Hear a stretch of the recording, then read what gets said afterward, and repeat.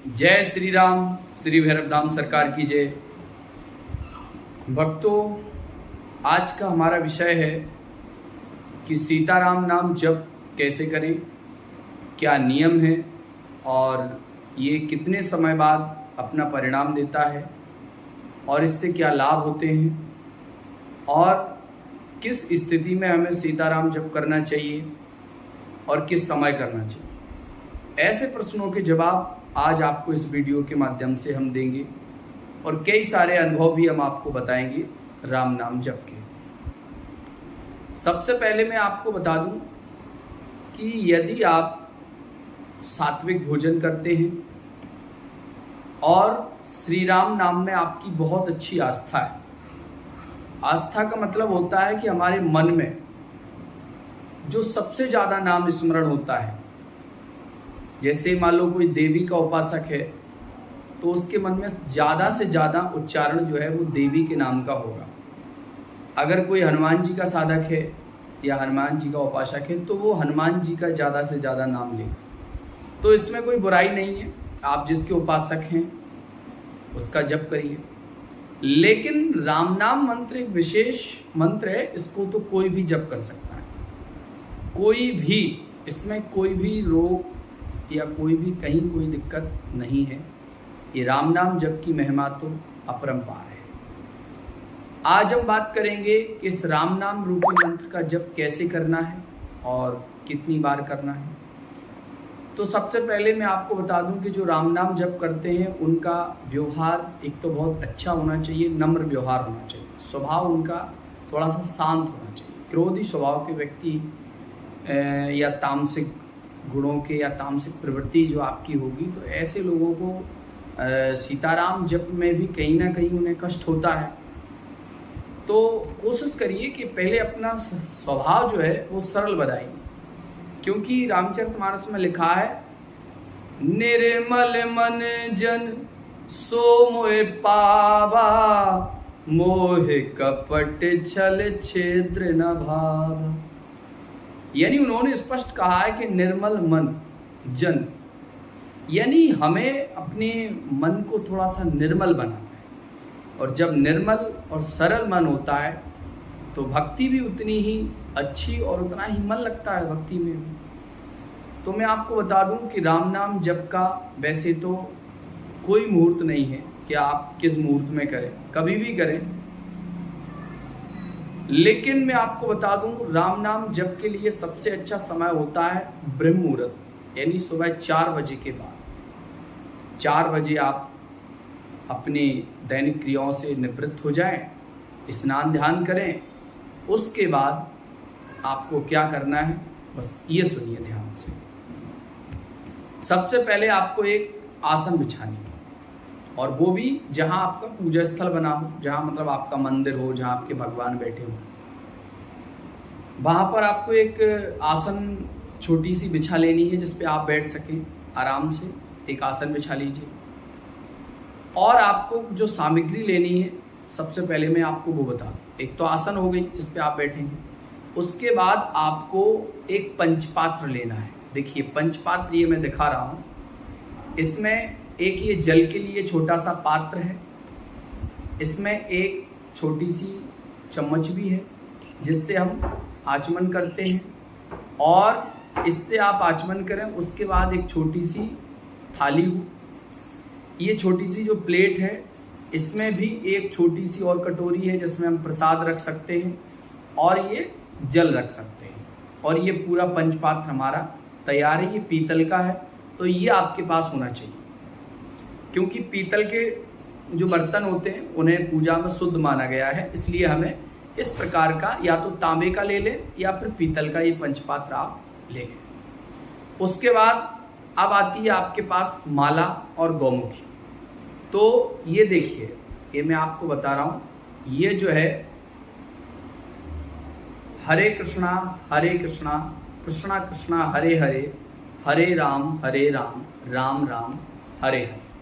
ये बहुत अच्छी है, ये इसका कलर भी बहुत अच्छा है, ये पीले कलर में है, विष्णु जी का प्रतीक। इसमें मैंने ये देखिए तुलसी की माला, इसको तो आपने देख ही लिया। ये इसको यहाँ रखते हैं। ये देखिए, ये है तुलसी की माला।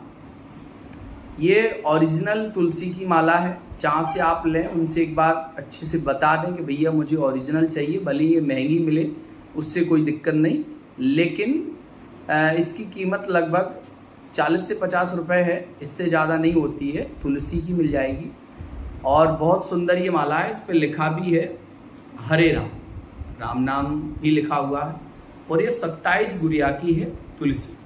तो ये सबसे बढ़िया शुद्ध माला होती है तुलसी, यानी राम नाम के उच्चारण में तुलसी की माला बहुत अच्छी है। अब हमें पंचपात्र, सबसे पहले मैं पंचपात्र का प्रयोग बता दूं कि सबसे पहले तो आप अपने डेरे हाथ से यानी लेफ्ट हैंड से इस प्रकार की आचमनी बना करके थोड़ा सा जल, ये आप 4 बार कर सकते हैं।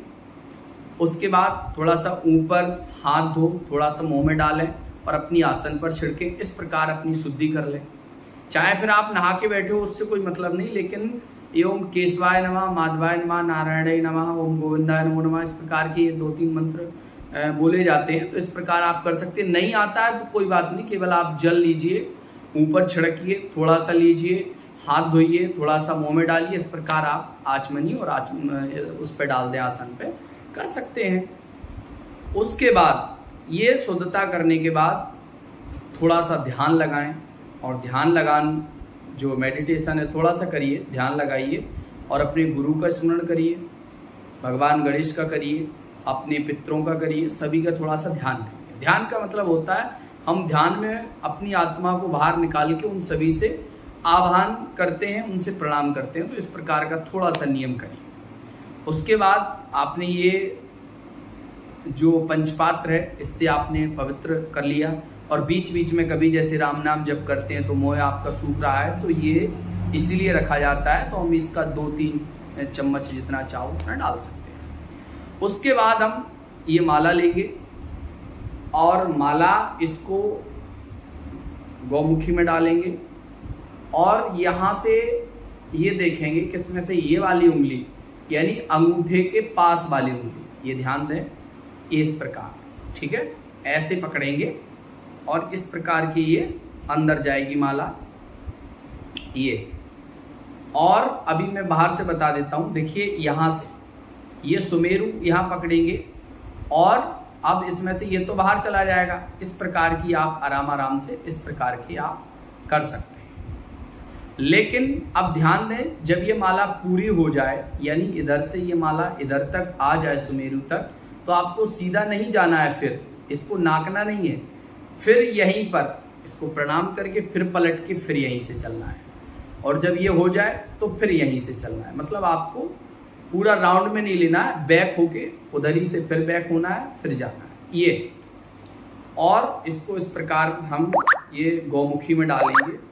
ये है, लीजिए, ये गौमुखी में डाल दी और ये उंगली बाहर हुई और इस प्रकार से बंद किया और आराम से बैठ गए। अब क्या होता है, कभी कभी यहाँ भी करनी पड़ती, यहाँ भी नीचे, लेकिन माला जमीन पे नहीं लगनी चाहिए, हृदय के पास आपकी माला हो, ये सबसे अच्छी पोजीशन है। और आप आलती पालती मार के ही बैठें, उखरू ना बैठें, इधर उधर ना करें, टेढ़ा हाथ ना करें, आंख इधर उधर ना मटकाएं। इस प्रकार आप नहीं करेंगे, क्योंकि ध्यान, जप, नियम, संयम ये बहुत ही महत्वपूर्ण चीज़ें हैं।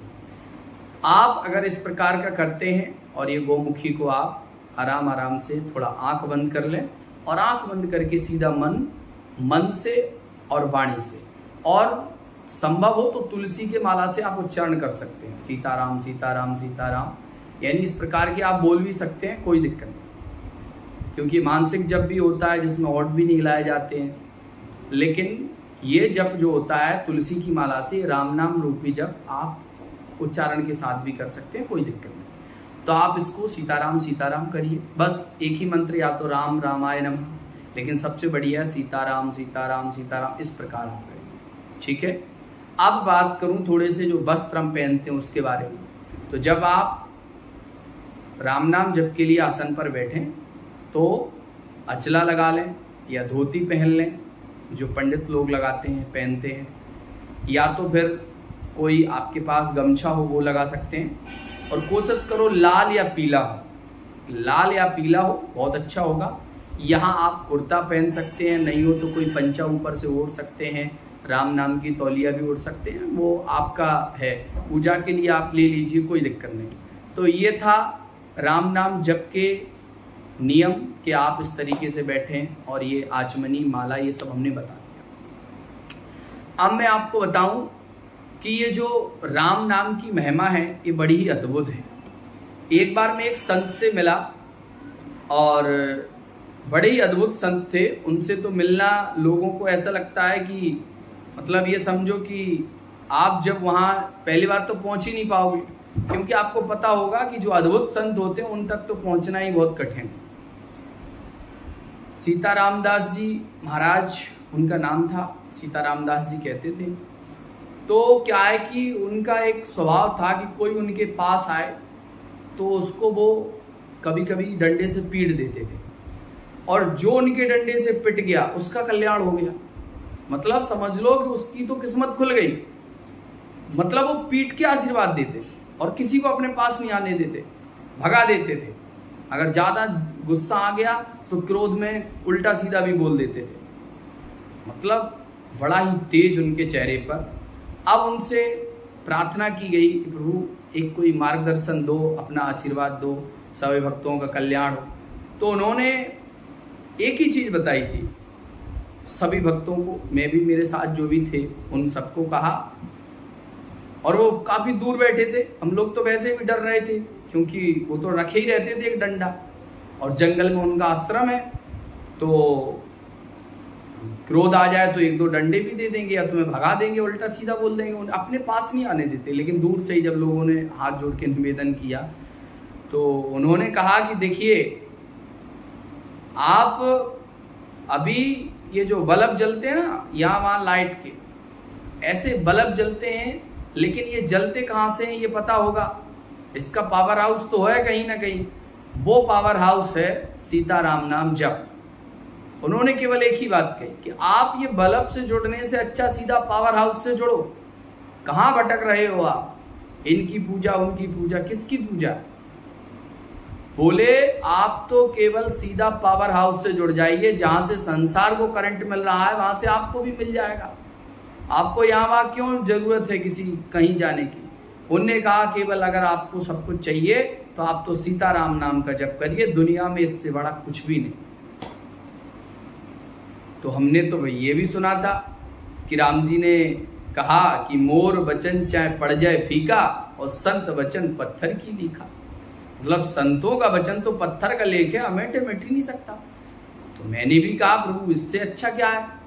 तो फिर मैंने भी श्री राम नाम का जप, और हमारे जो गुरुजी हैं उनने भी मुझे राम नाम मंत्र दिया है, और मैं राम नाम का ही जप करता हूँ। और राम नाम की महिमा है कि उनका आशीर्वाद है।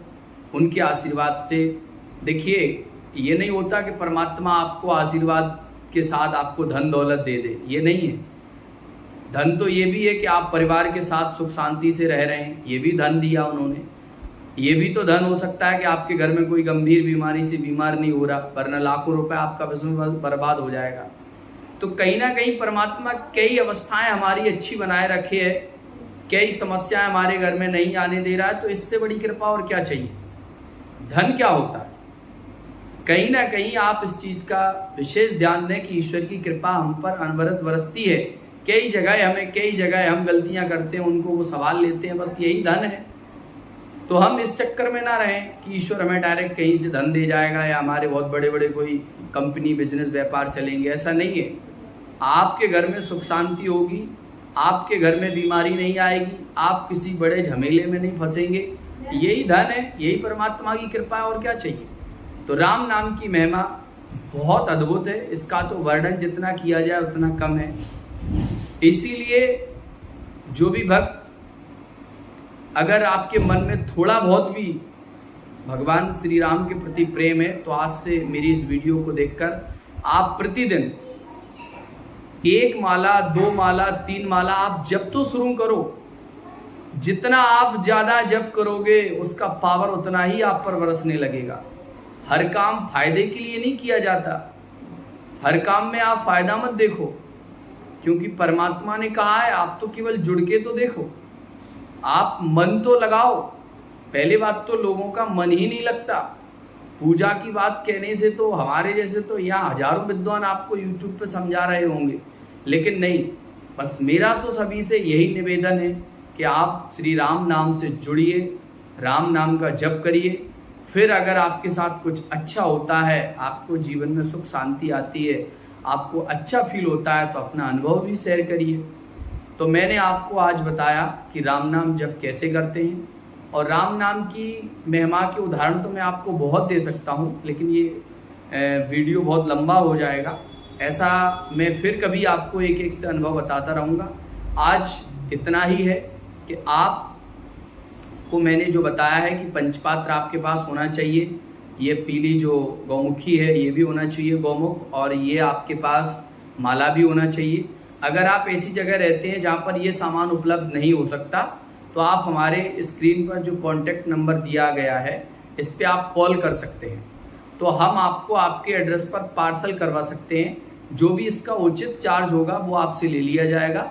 हम आपको पार्सल करवा देंगे, आपको कहीं भी जाने की आवश्यकता नहीं होगी। अगर आपके पास आसपास भी कहीं दुकान शॉप अच्छी सी है, वहाँ ये सब सामान मिल सकता है, तो आप वहाँ से खरीद लें, फिर कोई दिक्कत नहीं है। और आप किसी भी दिन से ये नियम अपना डेली शुरू कर दें, आपको खुद एहसास हो जाएगा कि दुनिया में सबसे बड़ा पावर हाउस श्री राम नाम है। जहाँ से संसार को करंट मिल रहा है, वहाँ से आपको मिलेगा। तो आशा करते हैं कि आपको यह वीडियो अच्छा लगा होगा।